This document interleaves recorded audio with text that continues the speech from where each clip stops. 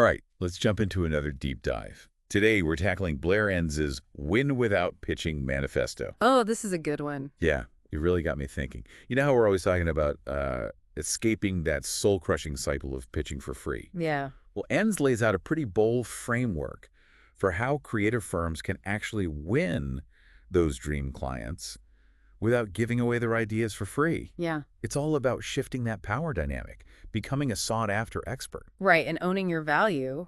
It's really about reclaiming that power that creatives often give away. Enns pushes us to recognize that our expertise is worth paying for. Yeah, it's funny how it can feel almost taboo to even think about saying no to a free pick, like it's just the price of entry in this business. It's so ingrained in the industry, yeah. But Enns argues that this free pitching actually devalues our work. It leads to lost revenue, less control, and ultimately it just sets the wrong tone from the start. Like, why should we be expected to give away our best ideas for free? It's a huge problem. And it's something that's pretty unique to the creative industry. Think about it. Doctors and lawyers, they don't give away their expertise for free. Right, they get paid for consultations, for their time, for their knowledge. Exactly. So why do we, as creatives, struggle with putting that same price tag on our creativity? It's a good question, and it's something that Enns addresses head-on in this manifesto. So his first proclamation is, we will specialize. Okay, specialization. We hear this a lot, right? But how does specializing actually help us break free from this free pitching trap? Well, Enns argues that when clients have a sea of seemingly identical firms to choose from, it's easy for them to demand these free pitches. They pit one firm against another, like a race to the bottom. Yeah, it becomes a competition of who can give away the most for the least. Right. But when you're the undeniable expert in a specific niche, you become the only logical choice. You're not competing on price anymore. You're competing on value. I love that. It's like, instead of being just another fish in a vast ocean of creative firms, you become the only shark in your niche. Clients come to you because you're the go-to expert for that specific problem. Exactly. You're not just another option, you're the solution. And that gives you so much more leverage when it comes to setting your fees and controlling the terms of engagement. That makes total sense. It's like, if I needed brain surgery, I'd want the best brain surgeon in the world, Right. even if it costs more. Yeah, you wouldn't be shopping around for the cheapest option. Definitely not. I'd be looking for the surgeon with the most experience, the best track record. I wouldn't even think about asking them to operate for free just to prove they're good. Exactly. And that's the mindset shift Enns wants us to embrace. We need to start seeing ourselves as those highly specialized experts, the brain surgeons of the creative world. I love that analogy. So specialization is key. But let's say we found our niche. We're honing our expertise. What's the next step in this whole win without pitching game plan? Well, this is where things get interesting, especially for someone like you who loves a good presentation. Oh, I do love a good presentation.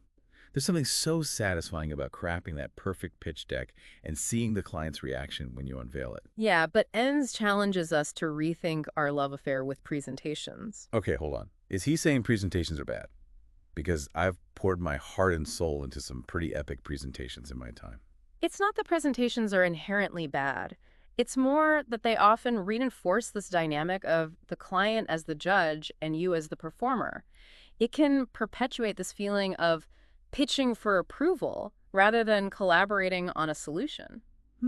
That's an interesting perspective. I never thought about it that way. And often that adrenaline rush we get from presenting, that feeling of being on, it can actually be detrimental to the process. We get so focused on the performance that we lose sight of the real goal, which is to build a genuine partnership with the client. So instead of these big, formal presentations, Enns suggests we engage in ongoing dialogue throughout the project. It's about shifting the energy from performance to partnership. Exactly. It's about building a collaborative relationship where both parties feel heard and respected. And Enns provides some specific guidelines for how to do that. He calls them the rules of collaboration. Okay, I'm intrigued. Lay it on me. What's the first rule? Rule number 1, strategy first. Strategy first, huh? Seems pretty straightforward. It does, but we've all been in situations where the creative process starts before everyone is truly on the same page strategically. It's like we start designing the website before we even know what the website is supposed to achieve. I've been there. Yeah, And it never ends well. Yeah. You end up with endless revisions and a frustrated client who feels like you're not listening to their needs. Right. So, rule number 1, nail down the strategy before any creative work begins. Everyone needs to be crystal clear on the goals, the target audience, the key messages, all of that. Okay, that makes sense. It's like laying a strong foundation before you start building the house. What's rule number 2? Rule number 2, continuous reference to strategy. I like that. So it's not just about establishing the strategy up front. It's about making sure every creative decision is measured against that agreed upon plan. Exactly. It's like having a North Star guiding the project. It prevents those frustrating moments when a client says, well, that's not what I had in mind, because every step of the way you're referencing that initial strategic framework. That's so smart. It's about being proactive rather than reactive. It's about preventing those miscommunications that can derail a project. Okay, what's rule number 3? Freedom of execution. And this is where we, as creatives, get to shine. Ooh, I like the sound of that. Yeah. It means the client trusts us to bring their strategic vision to life. They give us the creative freedom to explore different approaches and come up with the best possible solution. So it's like the client can say, that blue isn't bold enough to convey our brand's strength, which is valuable feedback, right? But they shouldn't be saying, make it darker, which is micromanaging and stifles creativity. You got it. It's about finding that balance between guidance and creative freedom.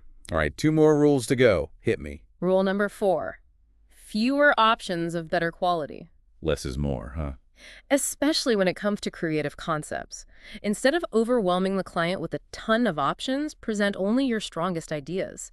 This shows confidence in your work and makes the decision-making process much easier for the client. I can see how that would be a relief for the client. Having too many choices can be paralyzing. And it also respects their time, which is a way of showing that you value their input.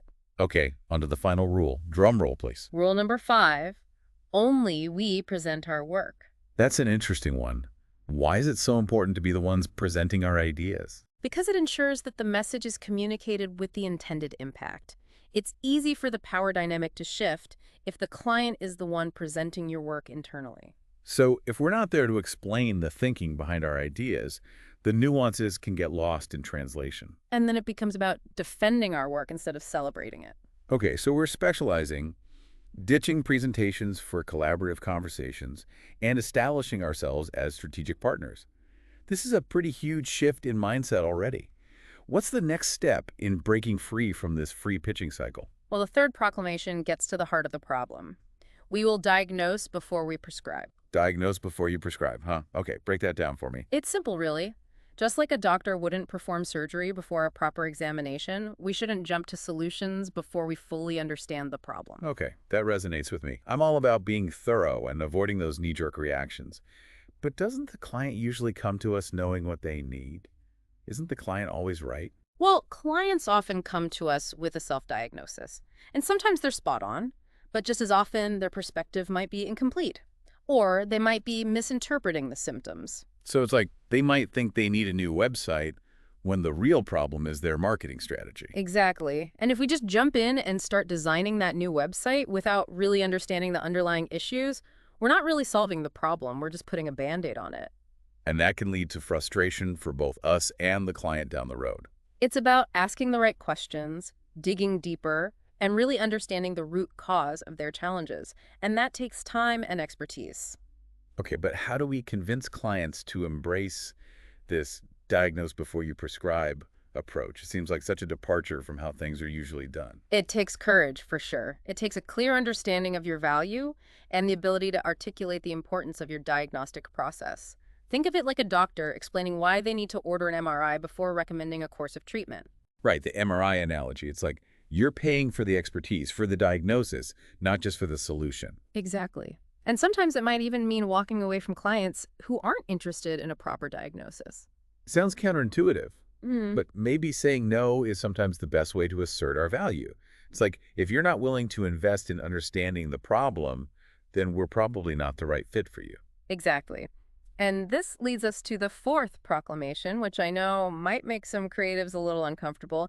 Ends says, we will rethink what it means to sell. Ooh, the S word. Yeah, I have to admit, I have a bit of a love-hate relationship with selling. It can feel so pushy and inauthentic, which doesn't really align with the creative spirit, you know? I get it. We've all had those negative experiences with salespeople who are just trying to close deals, regardless of whether it's the right fit. Right, like those used car salesmen who just want to get you to sign on the dotted line no matter what. Exactly. But ENS challenges us to reframe selling as facilitation. Facilitation. Okay. Okay, I'm listening. It's about helping the client understand their needs and determining if there's a good fit. It's about being a guide, a trusted advisor, not a pushy salesperson. Okay, I like that. So it's less about persuasion and more about a genuine desire to help the client solve their problems. Precisely. And ENS proposes a three-step model for selling that aligns with the client's position in their buying journey. Help the unaware, inspire the interested, and reassure those who have formed intent. Okay, let's unpack that. Help the unaware. This sounds like a long game. How do we help people who don't even realize they have a problem that we can solve? It's about becoming a thought leader in your niche, sharing your knowledge and insights, whether it's through blog posts, articles, speaking engagements. You're subtly planting those seeds for future engagement. You're not being overtly salesy, but you're establishing yourself as an expert. So it's about building that foundation of credibility so that when they do encounter a problem that you can solve, you're already top of mind. Exactly. Okay, now let's talk about inspire the interested. This is where our creative juices really start flowing, right? It's about showcasing our portfolio, sharing case studies, letting our passion for our work shine through. You got it. Clients at this stage, they're looking for inspiration. They want to see what's possible. They want to get excited about working with you. But we have to be careful not to jump to inspiration too soon, right? Trying to inspire someone who hasn't even acknowledged that they have a problem is probably going to backfire. Right. You need to make sure they're ready to be inspired. And that brings us to the final stage. Reassure those who have formed intent. Okay, so now the client is ready to take action, but maybe they're having some second thoughts, some buyer's remorse. Yeah, that's common. So at this stage, it's less about dazzling them with more inspiration and more about offering practical reassurance. It's about addressing those underlying fears and anxieties that might be holding them back. Think. Calmness, clarity, and a clear plan of action. You might talk about phased engagements, pilot projects, maybe even money-back guarantees, if that makes sense for your business. It's about responding to their concerns rather than just pushing for the close. I like that. It feels more collaborative and less, well, salesy. Exactly. And speaking of sales, EN's fifth proclamation really shakes things up. He says, "We will do with words what we used to do with paper." Okay, I'm intrigued. What does he mean by that? He's essentially saying we're ditching the traditional written proposal. He sees it as a tool of swaying, not weighing, often born out of desperation to convince the client to hire us. Wow, okay. That's bold.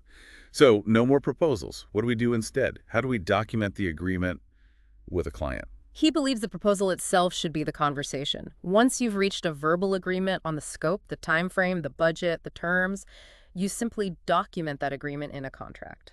That's a really interesting concept. But I have to admit, it feels a bit counterintuitive. I mean, we've all spent countless hours crafting those proposals, making them look all fancy and professional. And often, those lengthy proposals actually create resistance.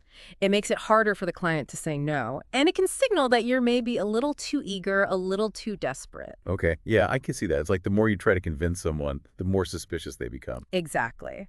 So ENS encourages us to flip the script. Instead of trying to win the client over with a proposal, focus on having those meaningful conversations, building that rapport, and establishing that trust. And then the contract becomes simply a formality, a documentation of the agreement you've already reached organically. Right. It's about shifting the power dynamic from pitching to partnering. I love that. Okay, so we're ditching the formal proposals, having more conversations, building those genuine connections. It's a whole new way of thinking about client relationships. It is, and it all leads up to the sixth proclamation, which really ties everything together and says, we will be selective. We will be selective. That sounds pretty empowering, but also maybe a little scary. What if we say no to too many opportunities? It's about quality over quantity. It's about focusing on finding the right clients, the ones who are a perfect fit for your expertise, your budget, your working style. And this goes back to that idea of managing turnover, right? Instead of clinging to every client, we should focus on ensuring that each new client represents a greater opportunity than the ones we might be losing. Exactly. ENS actually suggests that we should actively look for reasons why an engagement wouldn't be a good fit. He calls it pursuing no. Pursuing no, huh? That's an interesting way to put it. So it's not about being afraid to say no. It's about being proactive, about finding those red flags, those signs that this might not be the right partnership. And when you're selective, you're not just taking any work that comes your way, you're choosing projects that align with your goals, that allow you to grow as a creative professional, and ultimately that make you happy. And that selectivity actually makes you even more desirable to the right clients. Absolutely. It's like that old saying, speak softly and people lean toward you. Speak loudly and they lean away. Clients are drawn to experts who are discerning about who they work with. This is mind-blowing stuff. It's a complete paradigm shift. We've covered the first 6 proclamations in Enz's Win Without Pitching Manifesto, and I'm already feeling inspired to rethink my entire approach to client relationships. And there's more to come. ENS has 6 more proclamations to share, and we're going to dive into those in the next part of our deep dive. We'll explore how to build expertise rapidly, how to set boundaries, how to address money matters early on, and how to charge more, all without compromising our creative vision. So buckle up, we're just getting started. Welcome back to our deep dive into Blair Enz's Win Without Pitching Manifesto. It's been a wild ride so far, hasn't it? It has. Yeah. We've been talking about specialization, about ditching presentations in favor of real conversations, about diagnosing before we prescribe, about reframing what it means to sell, all really powerful stuff. But now I'm kind of curious about that next level. How do we become so good, so undeniably valuable, that pitching becomes completely irrelevant? That's where ENS's 7th proclamation comes in. We will build expertise rapidly. Build expertise rapidly. That sounds a little counterintuitive, right? I mean, we've been talking about specialization, which feels like a long game. But he's not talking about waiting years to gain experience. Nope, not at all. It's less about time and more about mindset. He encourages us to embrace what he calls the messy middle, that in-between stage where you're moving from one area of expertise to another. Yeah, that awkward phase where you're not quite a beginner, but not quite an expert either. It can feel kind of uncomfortable, right? It can. But instead of shying away from those challenges, those moments where we feel a little out of our depth, we should see them as opportunities for massive growth. It's like that's where the real learning happens. I like that. It's about getting comfortable with being uncomfortable. But how do we actually find those growth opportunities without feeling like we're in over our heads? Well, it's about being strategic. Remember that selectivity we talked about? That applies here too. Okay, so we're not just saying yes to every project that comes our way. We're being intentional about choosing those opportunities that will help us grow in the right direction. Exactly. Look for projects that align with your overall goals, even if they push you a little outside of your comfort zone. Those are the projects that will help you level up your skills the fastest. So it's like saying yes to the right kind of challenge. Those projects that feel a little bit scary, but also super exciting. It's about being proactive about our growth, not just waiting for it to happen. I love that. And, there are some practical ways to accelerate this process, and suggests taking on smaller projects with shorter timelines. Okay, that makes sense. Shorter projects allow you to experiment more, get that feedback loop going faster. Right. You can try new things, fail fast, learn, and iterate quickly. It's like a crash course in expertise building. I like that. What else? Collaboration. Collaborate with other experts. You can learn from their knowledge, tap into their networks. It's a win-win for everyone. Oh, I love that idea. It's Wow. about recognizing that we don't have to be the lone wolf, We can leverage the strengths of others to accelerate our own learning. And it's just more fun to work together. It is. Bouncing ideas off each other, getting different perspectives, it just makes the work richer. Oh, and you know what else N suggests? Tell me. Teach! Teach what you know, even if you don't feel like a total expert yet. Wait, teach. But what if I don't feel ready? The act of explaining something to someone else forces you to solidify your understanding. That's so true. I always learn the most when I'm trying to explain something to someone else. Like all those gaps in my knowledge suddenly become glaringly obvious. Exactly. And it also helps you identify those areas where you need to dig deeper, where you need to learn more. It's like teaching is the ultimate form of learning. It's so meta. It is. Okay, so we're actively building expertise, embracing challenges, and finding ways to accelerate our growth. We're becoming those sought-after experts.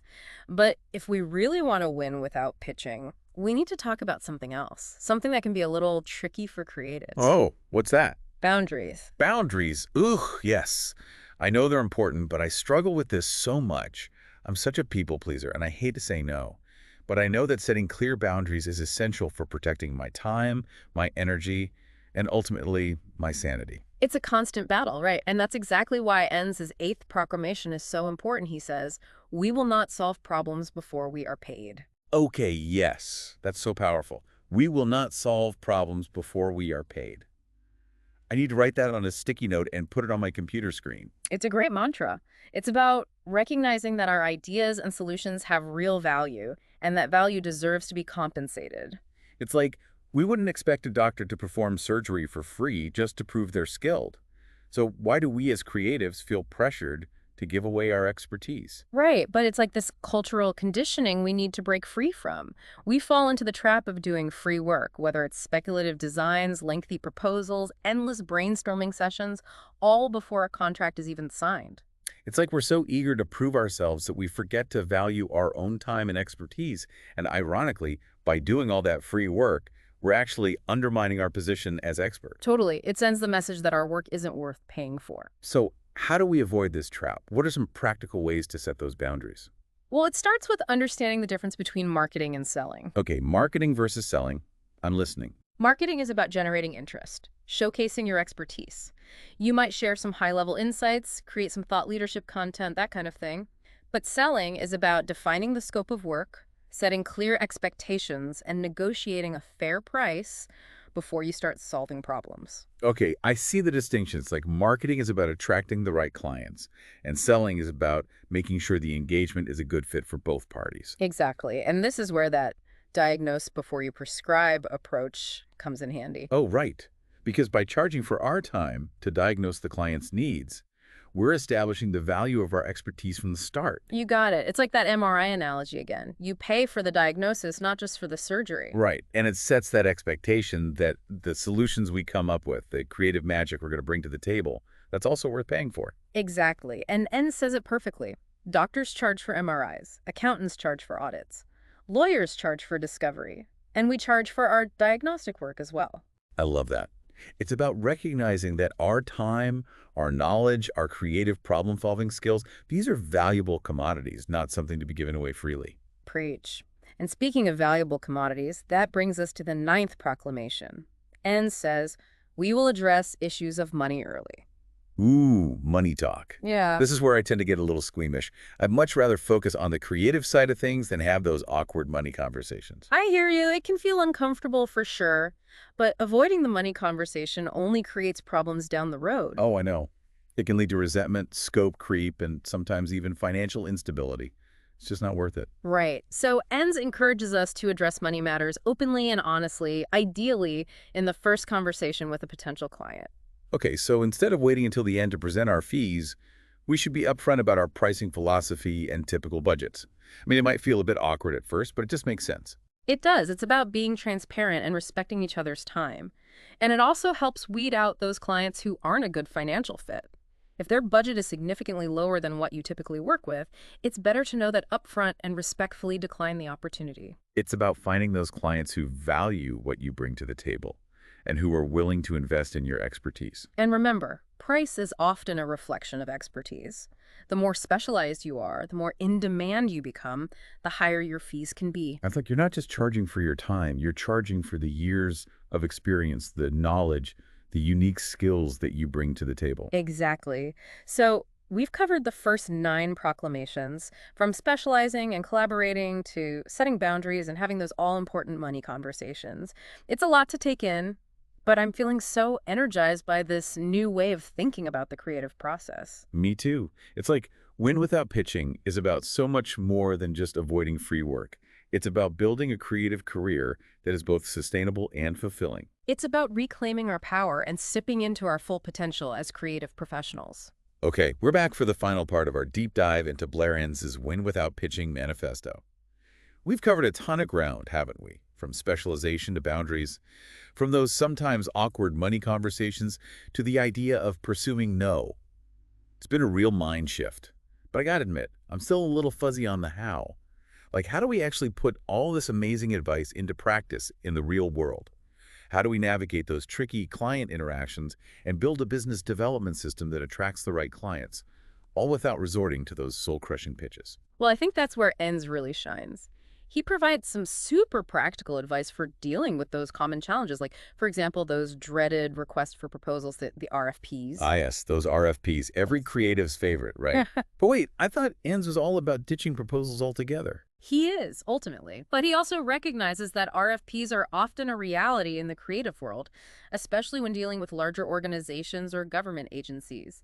So, instead of just ignoring them or blindly complying, he encourages us to see RFPs as opportunities. Opportunities. Okay, I'm listening. Opportunities to showcase our expertise, opportunities to educate the client about our process, and maybe even opportunities to steer the conversation away from that whole free pitching scenario. Okay, so instead of just churning out another generic proposal, we need to be more strategic. We need to assess whether this client is a good fit and if they truly value our expertise. How do we do that in practice? Well, one approach is to try and preempt the RFP altogether. Engage with potential clients early on, maybe through thought leadership content or networking. That way you're building rapport and establishing your credibility before they even think about sending out those formal requests. I like that. It's about becoming that trusted advisor they turn to naturally when they have a need. But what if, despite our best efforts, that RFP still lands in our inbox? What then? Don't panic. Take a deep breath, and instead of diving straight into proposal writing mode, respond with a thoughtful letter. A letter. Interesting. What kind of letter? A letter that acknowledges their challenges, showcases your relevant experience, but most importantly, proposes a conversation as the next step. You're essentially saying, hey, we're interested, but before we invest a ton of time in a formal proposal, let's chat and make sure we're on the same page. It's about shifting the focus from document to dialogue, showing them that you're more interested in understanding their needs than just checking boxes on an RFP. Exactly. And it gives you a chance to get a feel for their budget, their timeline, their decision-making process, all those important factors that can make or break a project. Right. And if they're not willing to have that conversation, if they insist on a formal proposal right off the bat, well, that might be a red flag. It could be. It might be a sign that they're not really serious about engaging with you as a partner. They might just be shopping around for the cheapest option. And remember, as we've talked about, sometimes saying no is the most powerful thing you can do. So true. It's about valuing our time and expertise and recognizing that not every opportunity is the right opportunity. Okay, so that's RFPS. But what about those money conversations? I still get a little shaky when it comes time to talk about fees, especially when a potential client seems really fixated on cost. It's understandable. Money can be a touchy subject, but remember, confidence is key. If you're hesitant or apologetic when you're talking about your fees, it sends the message that you don't believe in your own value. Okay, so chin up, shoulders back, own your worth. I can do that. But what about when a client pushes back on price? How do we handle that gracefully without feeling like we're haggling at a flea market? I love that analogy. Yeah. But you're right, it's not about haggling. It's about reframing the conversation. And suggests we shift the focus from cost to value. Okay, so instead of focusing on hourly rates or project fees, we talk about the return on investment the client can expect, the value we bring to the table. Exactly. Quantify your value. Use data, use case studies, show them the tangible benefits of working with you. So instead of saying, my hourly rate is $200, I might say, based on our experience with similar projects, we anticipate our work will increase your website traffic by 25%, which could potentially generate an extra $50,000 in revenue. Now you're speaking their language. You're not just a cost, you're an investment. I love it. It's so much more compelling, and it really highlights the expertise we bring to the table. And if they're still fixated on price, we can explore alternative fee structures like performance-based pricing or phased engagements. You got it. It's about finding that win-win solution where both parties feel good about the agreement. And one of the most powerful concepts we've talked about throughout this deep dive is N's idea of managing turnover. It's so different from that typical client-clinging mentality that a lot of creatives fall into. It's so freeing, isn't it? Recognizing that it's okay to let go of those client relationships that no longer serve us. It's not about burning bridges. It's about making space for new opportunities, for growth. And the key is to make sure each new client represents a greater opportunity than the ones we might be losing. Maybe they have a bigger budget, a more interesting project, or maybe they're just a better fit for our values and working style. It's about being intentional with our growth trajectory. Like, who are our ideal clients? What kind of work do we want to be doing in the future? Exactly. By asking ourselves those questions, we can proactively seek out those opportunities that align with our vision and respectfully decline the ones